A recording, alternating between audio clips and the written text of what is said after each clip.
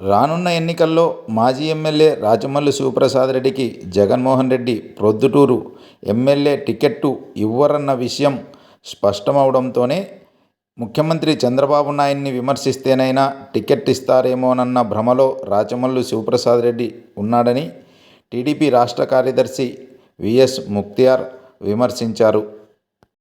TDP జిల్లా అధికార ప్రతినిధి నందం సుబ్బయ్య హత్య కేసును సిబిఐకి ఇవ్వాలని ముఖ్యమంత్రిని కోరుతున్నామని ముక్తియార్ తెలిపారు.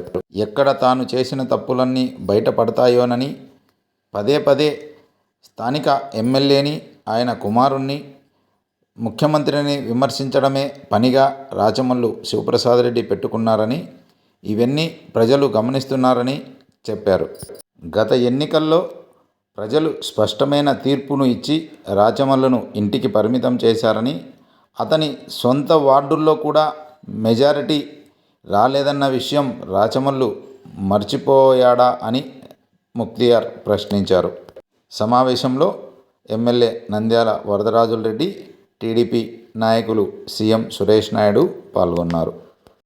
ముఖ్యంగా ప్రొద్దుటూరు వైఎస్ఆర్సీపీ మాజీ ఎమ్మెల్యే రాచమల్లు ప్రసాద్ రెడ్డి ప్రతి అభివృద్ధి పనికి రాష్ట్రంలో కానీ జిల్లాలో కానీ ప్రొద్దుటూరు నియోజకవర్గంలోనికి జరిగే ప్రతి అభివృద్ధి పనికి ఆయన ఏదో ఒక రకమైన విమర్శ చేయడము, ఆయనకు అభద్రతా భావం ఒకటి ఏర్పడింది. వైఎస్ఆర్ పార్టీ టికెట్ నాకు రాదేమో, జగన్మోహన్ రెడ్డి ఇయ్యడమో, నేను చంద్రబాబు నాయుడు లోకేష్ బాబు గారి మీద, లోకల్ గా ప్రొద్దుటూరు ఎమ్మెల్యే వరదారెడ్డి గారి మీద విమర్శించకపోతే నన్ను ఎక్కడ బయటకు నెట్టేస్తారో, నేను చేసిన అవినీతి అంతా ఏడ బయటేస్తారో, నన్ను ఏడ జైల్లో వేస్తారని అభద్రతా భావంతో ఉన్నాడు రాచమల్లు ప్రసాద్ రెడ్డి. 100% అతను అనుకునేది నిజం, టికెట్ అయితే ఆయనకు రాదు.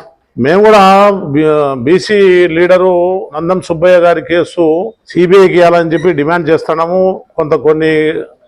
కొన్ని కారణాల వల్ల వాళ్ళు ముందుకు రాలేకపోతున్నారు కాబట్టి వాళ్ళ భార్య వాళ్ళు అది ముందుకు పోలే, లేకపోతే ఈ టైంకి సిబిఐ ఎన్క్వైరీ వచ్చి ఆ కేసు కూడా బయటికి తీసే పరిస్థితి. ఎటువంటి దుర్మార్గమైన మాటలు మాట్లాడతారంటే అబద్ధాన్ని కూడా నిజం అనేటట్టుగా ఆ పాత్రికేయుల ద్వారా ప్రజల్లోకి పంపిస్తాడు సమాచారాన్ని. ఇప్పుడు పెద్దయిన ఎమ్మెల్యే గారు చెప్పినట్టు బిల్లులు అయిపోయి ఏదైనా డబ్బు కాంట్రాక్టర్ తీసుకుంటే బిల్లు తీసుకున్నావో పని సక్రమంగా చేయలేదని చెప్పి అర్జీ పెట్టడమో, పిటిషన్ పెట్టడమో, కలెక్టర్ చెప్పడమో, ఒక ఎమ్మెల్యేగా నువ్వు మాజీ ఎమ్మెల్యేగా నువ్వు చేయాల్సిన పని ప్రజల తరపున మాట్లాడతాను అంటావు, నేను ప్రజల పక్షాన ఉంటానంటావు. ప్రజల పక్షాన ఉంటానని చెప్పి నువ్వు ఎవరి మీద గలాట చేయాలని వచ్చినావు. 40-50 మంది మనుషులు పిలుచుకొని రోడ్డు తనిఖీ కోసం కాంట్రాక్టర్ పనులు జరిగే కాడ పనులు అయిపోయి బిల్లులు కూడా రాని కాడికి నువ్వు పోతావా?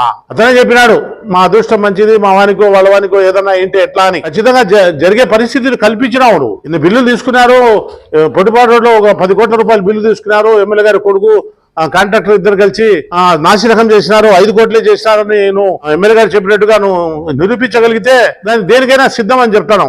ఒక బిల్లు కాలే, ఇంకా పని పూర్తి కాలే, ఎక్కడన్నా పగుళ్ళు వచ్చినట్టు అదే పనిగా నువ్వు గీస్తా కూర్చుంటే ఏమని అర్థము? ఇటువంటి దుర్మార్గుడు అంటే దుర్మార్గమైన ఆలోచన, దుర్మార్గమైన మాటలు. ఎట్లనో జగన్మోహన్ రెడ్డి టికెట్ ఇవ్వటము, ఆయన ఎమ్మెల్యే గెలవటము గుంటూరు ప్రజల దురదృష్టంగా అందరూ అనుకుంటారు. మొన్న 2024 తీర్పు ఇచ్చినారు, బ్రహ్మాండంగా తీర్పు ఇచ్చినారు ప్రజలంతా. వాళ్ళ ఏరియాలోనే ఎన్ని ఓట్లు వార్డులలో ఎంత చీదరించుకున్నారో, ఒక్కొక్క వార్డులో బంగారెడ్డి వార్డులో అయితేనేమి, ఎమ్మెల్యే గారి వార్డులో అయితేనేమి, ఎమ్మెల్యే గారి భార్య వార్డులో అయితేనేమి, వాళ్ళు కౌన్సిలర్లుగా గెలిచిన వార్డులో ఒక వార్డులో 800-1000 ఓట్లు వరదారెడ్డి గారికి తెలుగుదేశానికి మెజార్టీ వచ్చినాయి. నీకు అది చాలు కదా? నువ్వు అవినీతి పరులని ఎన్నిసార్లు చెప్తే నువ్వు మళ్ళీ ఇప్పుడు ఎలక్షన్ వస్తాయి 3 ఏళ్ల తర్వాత కదా, నువ్వు అట్లాంటి అవినీతి మాటలని మానుకొని నిజంగా నీకు ప్రజల పక్షాన నువ్వు ఉండాలనుకుంటే ప్రతిపక్ష నాయకుడిగా ఏ విధంగా ప్రవర్తించాలో ఆ విధంగా ప్రవర్తించు. కానీ వీధి రౌడీ మాదిరిగా నువ్వు మనుషులు పెట్టుకొని నువ్వు రోడ్డు మీదకి వచ్చి నువ్వు ఎమ్మెల్యే గారి మీద కానీ, ఎమ్మెల్యే గారి కొడుకు కొండారెడ్డి మీద గారు కానీ, డాక్టర్ మహేష్ రెడ్డి మీద కానీ, తెలుగుదేశం పార్టీ ఏ కార్యకర్త మీదైనా ఈ మాదిరిగా నువ్వు ప్రవర్తిస్తే రాబోయే కాలంలో జరిగే నష్టానికి నువ్వే బాధ్యత అని చెప్పి మేము పార్టీల ద్వారా నీకు హెచ్చరిస్తున్నాము. ఎందుకంటే నీ బండారం అంతా అందరికీ తెలుసు, అందరికంటే ముందు మాకు తెలుసు, మేమందరం చూసాం. నువ్వు కొత్తగా వచ్చినాడు ఏం కాదు, ఎక్కడి నుంచో బయటపాలెం నుంచి వచ్చినా, పొద్దుటూరులో చదువుకున్నావు, మీ మామగారి ఇంట్లో ఉన్నావు, పొద్దుటూరులో పెళ్లి చేసుకున్నావు,